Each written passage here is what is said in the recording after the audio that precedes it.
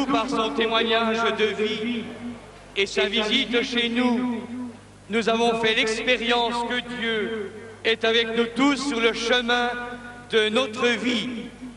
Oui, merci Saint-Père.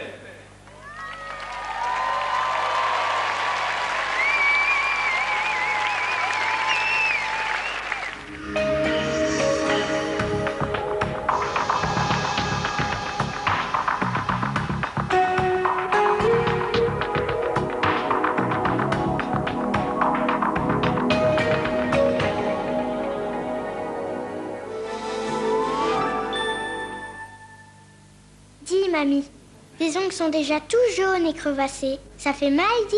Oui, surtout quand la chaussure appuie sur l'ongle. C'est pour ça que ton pharmacien nous a envoyés maintenant chez le docteur.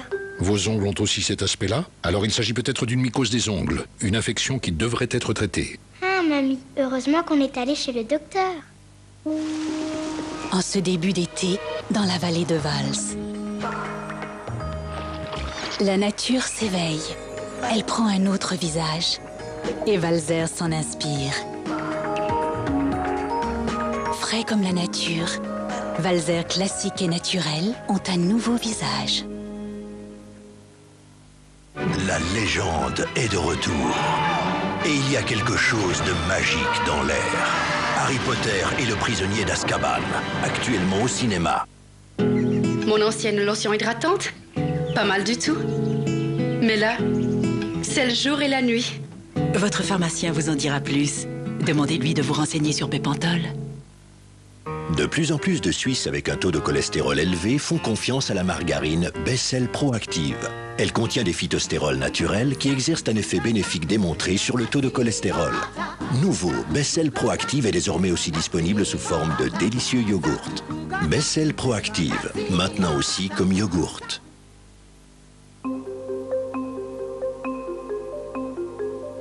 AEG annonce l'arrivée d'un lave-linge aux possibilités si variées que vous pouvez tout lui confier.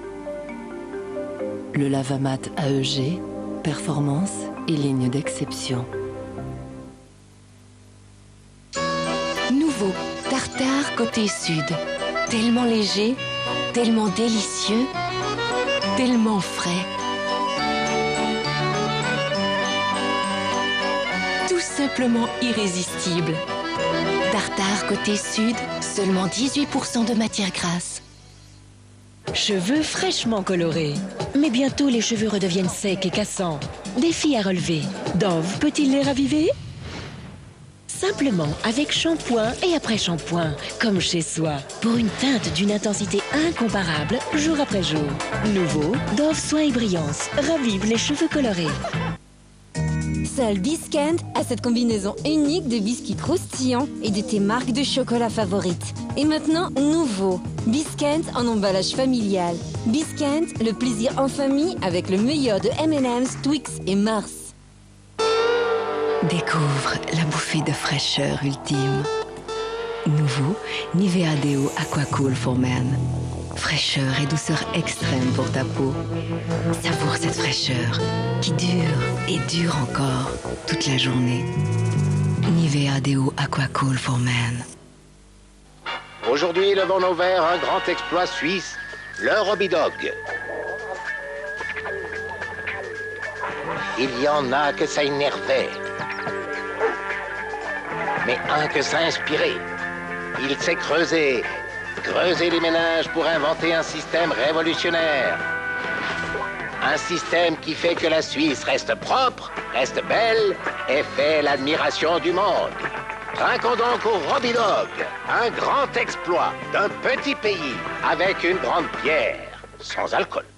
Mieux vaut faire court. La propreté au cœur des fibres, maintenant même en cycle court. Nouveau persil avec formule spéciale cycle court. Difficile de faire plus court. La fièvre du foot se propage dans toute la Suisse, jusque chez McDonald's. C'est la Big Mac Fever. Laisse la fièvre te gagner. À la clé, 250 000 cadeaux instantanés. Du ballon de foot Coca-Cola au premier prix pour cette superbe Hyundai. Commande vite un Big Mac ou une grande boisson, détache ta vignette et gagne sur le champ. Sur le menu Big Mac Large, tu as même 2 chances de gagner. Big Mac Fever, en ce moment chez McDonald's. Son plan, braquer un casino. Le problème, elle. Et quelqu'un va devoir s'en charger. Tom Hanks, The Lady Killers, dès le 9 juin au cinéma.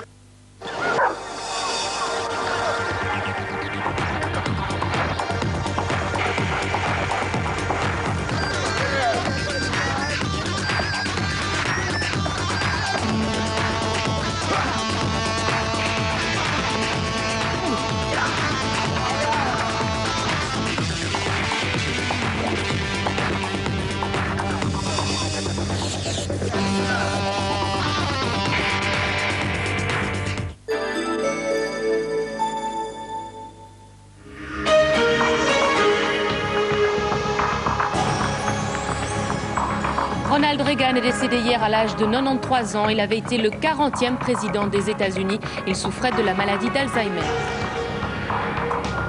70 000 personnes sont venues assister à la messe célébrée par le pape Jean-Paul II ce matin à Berne. Le Saint-Père a lancé un appel à l'unité de tous les chrétiens. Il y a 60 ans, les troupes alliées débarquaient en Normandie pour libérer l'Europe du nazisme. Une quinzaine de chefs d'État célèbrent cet anniversaire. Mesdames, Messieurs, bonjour, bienvenue dans cette édition quelque peu retardée. La messe célébrée par Jean-Paul II vient de se terminer sur la prairie de l'Albende à Berne. Jean-Paul II a quitté la scène il y a quelques minutes. 70 000 personnes y ont assisté ce matin. Les croyants de toute la Suisse ont été appelés à se joindre aux jeunes catholiques. Les moments forts avec Amélie Boguet. Viva, cri de joie et de foi, le pape est là. La foule des 70 000 fidèles exulte et le soleil rayonne. C'est la fête, jusque dans le bleu des cieux. Quelques instants de préparation pour le pape à l'abri des regards dans la sacristie. Les fidèles l'appellent. Le revoilà sur la scène cette fois.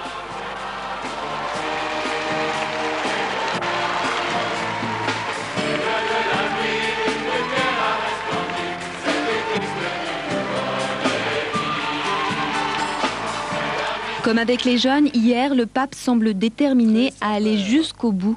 Plus de 2 heures de cérémonie. A commencer par son homélie, parfois peu audible, mais lue de bout en bout par Jean-Paul II. Une homélie longue, chargée d'émotion et d'amour paternel. Sachez que les papes vous aiment. Alors suivez-moi, levez-vous, le leitmotiv de ces 2 jours de visite pastorale. Et cet appel chargé de sens à l'unité entre tous les chrétiens. Traits tirés, paupières lourdes, le pape ne faiblit pas pour autant. L'Eucharistie, là encore, Jean-Paul II préside à l'autel. L'instant le plus fort de la cérémonie, dans les coupes d'une centaine de prêtres, des milliers d'hosties, il s'avance vers la foule. Le pape, ses fidèles, un grand jour de communion.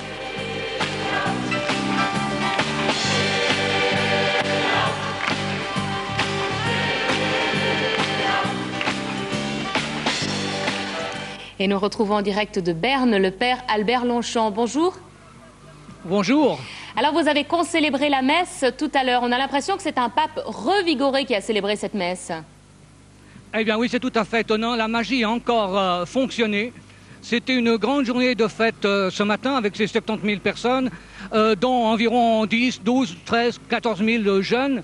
Et hier soir aussi, dans une ambiance surchauffée, si on peut parler ainsi, pour une patinoire.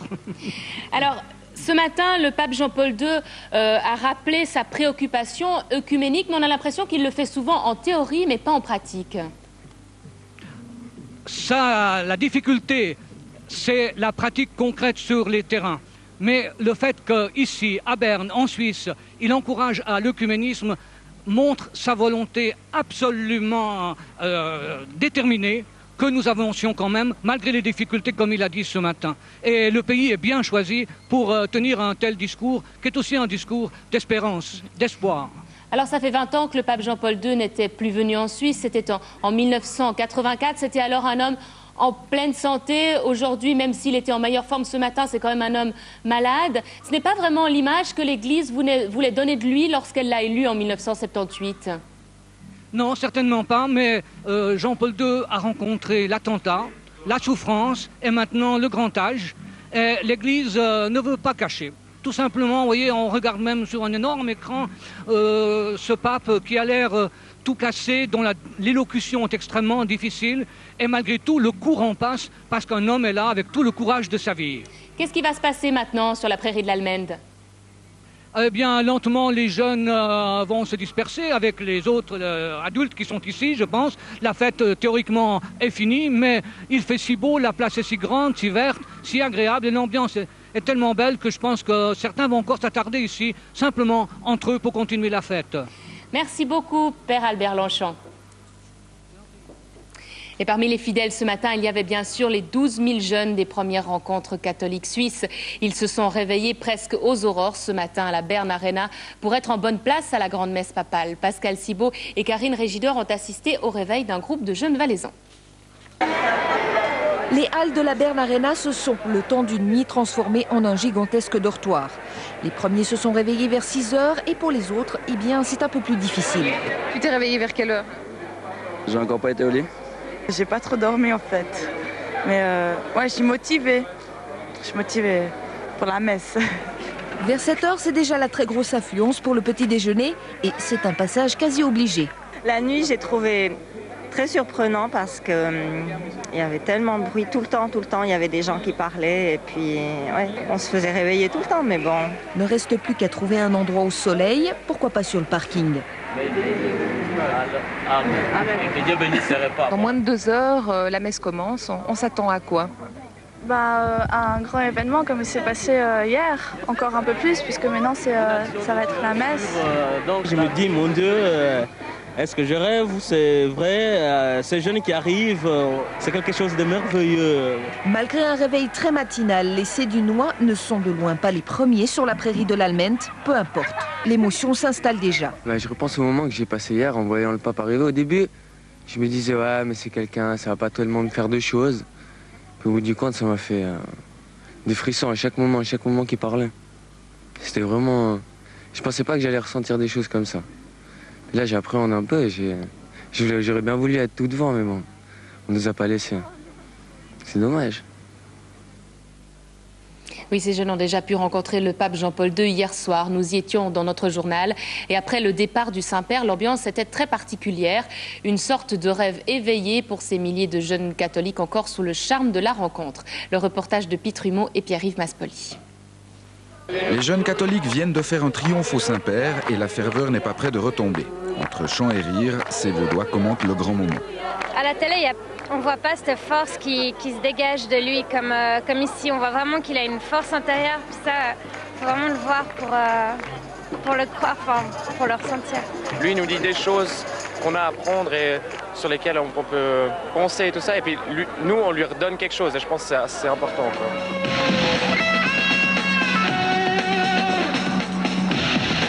Pas question bien sûr d'aller dormir, pas question de rater la comédie musicale à message chrétien du groupe Gen Rosso. À peine moins de spectateurs que pour le pape, les jeunes veulent rester ensemble. Le fait d'être aussi nombreux, en fait, ça nous aide on se sent moins seul déjà dans sa foi. On se dit pas on est seul à croire, et puis on se dit il y a bien quelque chose qui réunit tous ces jeunes, et puis pour moi c'est Dieu.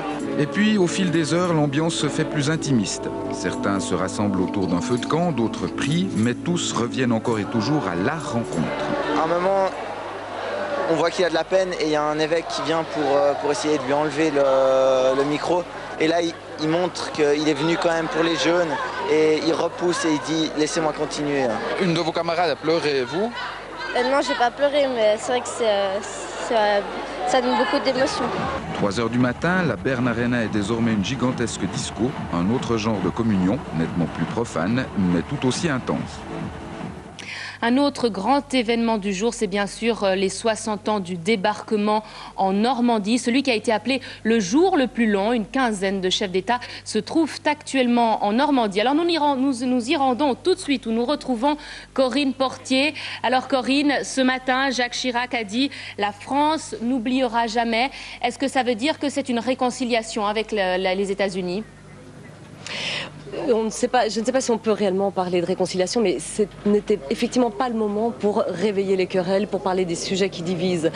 Aujourd'hui, cette grande journée de commémoration a donc commencé ce matin au cimetière de Colville, qui est un cimetière américain, un territoire américain, où le président Bush a accueilli Jacques Chirac, puisque c'est une concession américaine sur le sol français.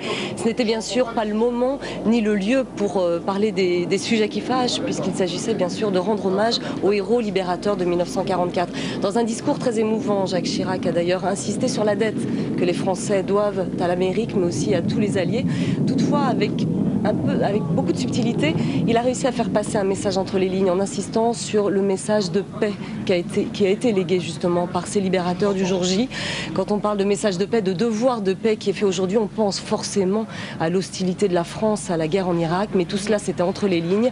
Aujourd'hui, il s'agissait de témoigner de l'amitié éternelle entre la France et l'Amérique, et puis aussi de rendre hommage à tous ces vétérans qui sans doute viennent pour la dernière fois, car les plus jeunes ont 79 ans aujourd'hui. Alors justement, beaucoup de vétérans qui sont venus en Normandie. Quelle est l'atmosphère aujourd'hui là-bas ? Alors aujourd'hui, en tout cas à Romanche, depuis ce matin, les gens scrutent l'horizon pour essayer de voir des navires de guerre. Ils attendent le débarquement. D'abord, il y a trop de brume pour les voir et ensuite, les navires arriveront tout à l'heure parce qu'il y aura une parade navale tout à l'heure. Les vétérans sont en uniforme comme les jours précédents. Il y a beaucoup d'effervescence ici et tout le monde attend cet après-midi la grande cérémonie internationale qui rassemblera 16 pays et qui doit se dérouler à 100 mètres d'ici dans une atmosphère de très haute sécurité. Merci Corinne. Nous allons maintenant découvrir les images de ces cérémonies. Je vous le disais, une quinzaine de chefs d'État sont actuellement en Normandie avec pour la première fois la présence d'un chancelier allemand à travers la présence de Gerhard Schröder. Mathieu Truffert. Premier rayon de soleil sur Omaha Beach. De nombreux vétérans entourés par des curieux et des touristes marchent déjà le long de la plage où ils ont débarqué il y a 60 ans exactement. Ce dimanche marque aussi le jour de toutes les cérémonies officielles. Ce matin, Jacques Chirac et George Bush sont arrivés ensemble au cimetière américain de Colville-sur-Mer, où plus de 9000 croix blanches sont disposées côte à côte. On savait les deux hommes fâchés sur l'Irak, on attendait en particulier les mots de Jacques Chirac. L'Amérique est notre allié de toujours. Une alliance, une solidarité d'autant plus forte qu'elles se sont forgées durant ces heures terribles. Et quand l'Amérique connaît l'épreuve, quand la barbarie vient tragiquement endeuiller l'Amérique et le monde, comme ce 11 septembre 2001, si présent dans nos mémoires et dans nos cœurs, la France est aux côtés de chaque Américaine et de chaque Américain. Leur deuil est aussi le nôtre. Today we honor all the veterans of Normandy. Discours solennel aussi pour Bush, qui n'a pas pris de risque politique non plus. Les nations qui ont libéré une Europe conquise ont lutté ensemble pour la liberté de toute l'Europe. Les nations qui ont combattu côte à côte sont devenues des partenaires de confiance pour la cause de la paix.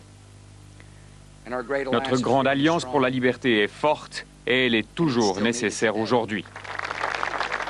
Cet après-midi, Chirac et Bush rejoindront 18 autres chefs d'État à Romanche pour la cérémonie internationale de commémoration.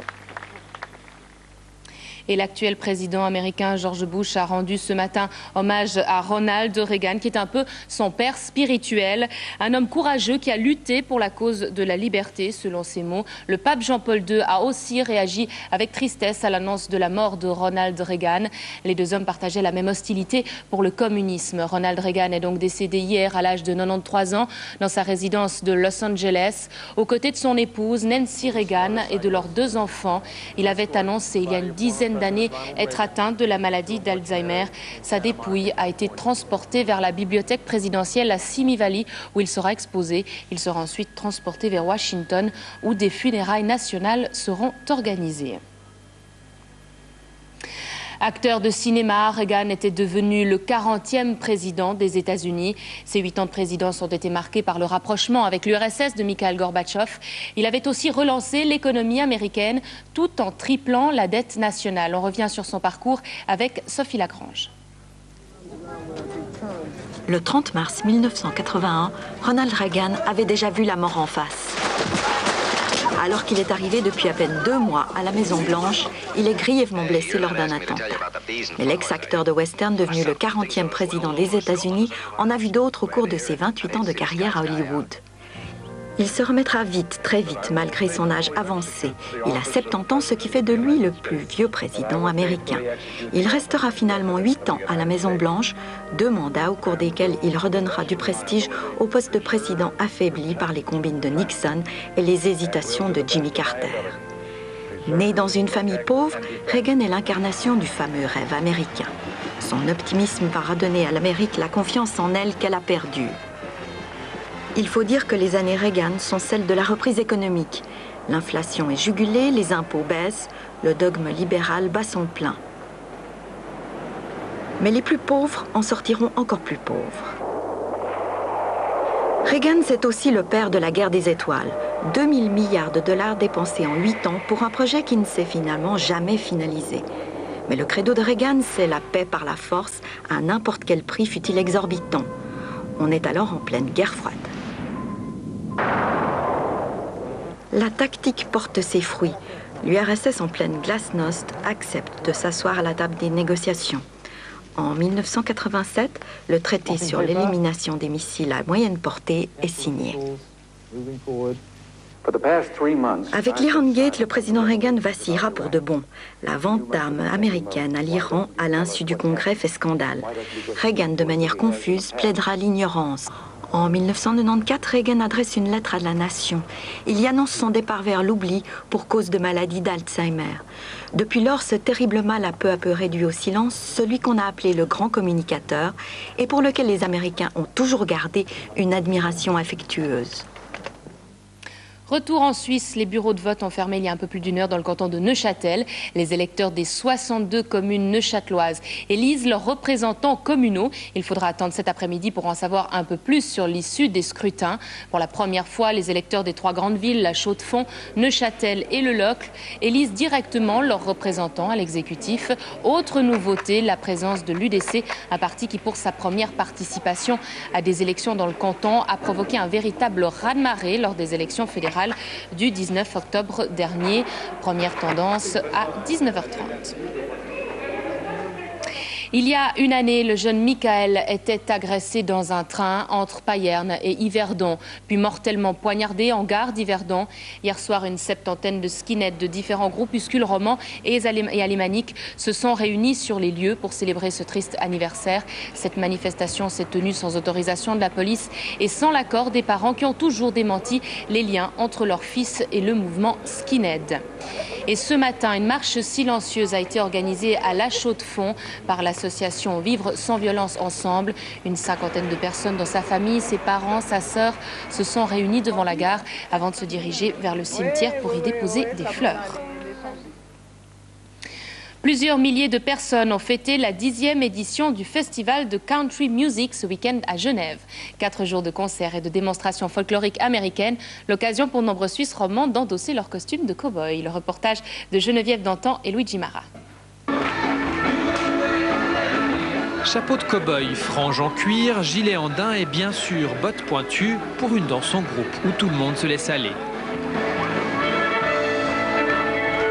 C'est toute une mise en scène justement pour faire plaisir au public qui nous regarde. On les suit chaque année. Vraiment c'est super, il y a une bonne ambiance, on s'amuse bien. C'est comme si après une séance de danse ou une répétition on avait passé une semaine de vacances, ça nous revigore, ça nous fait péter le feu et on est en pleine forme jusqu'à nos 100 ans.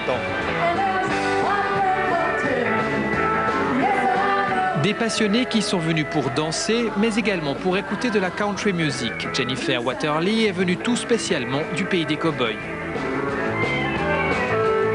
Quand j'ai découvert les hommes, les garçons, je suis été attractée à les cowboys.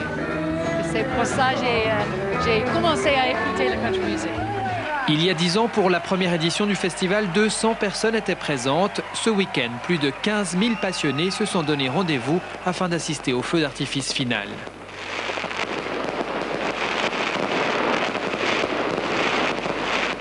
Dans un instant, la météo. Très bon après-midi à tous et à ce soir, 19h30. Au revoir.